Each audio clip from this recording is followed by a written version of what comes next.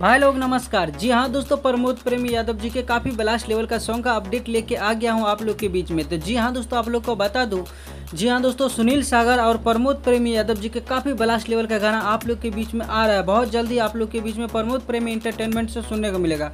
जी हाँ दोस्तों, बता दूँ, टुनटुन यादव जी का राइटर सुनील सागर जी का लिखा हुआ गाना प्रमोद प्रेमी यादव जी कल रात में एक से एक रिकॉर्डिंग किए हैं। फाइनली ये गाने को 2 से 3 दिन के अंदर में सुनने को मिलेगा। इस बार इस लगन में प्रमोद प्रेमी यादव जी का एक से एक ब्लास्ट लेवल का गाना सुनने को मिलेगा। आप लोग चाहते थे कि प्रमोद प्रेमी यादव जी का कोई अच्छा राइटर मिले, तो फाइनली आप लोग के बीच में प्रमोद प्रेमी यादव जी का राइटर सुनील सागर जी मिल गए हैं और एक से एक गाना लिख के प्रमोद प्रेमी यादव जी को देंगे और प्रमोद प्रेमी यादव जी एक से एक वीडियो लेकर आएंगे आप लोग के बीच में।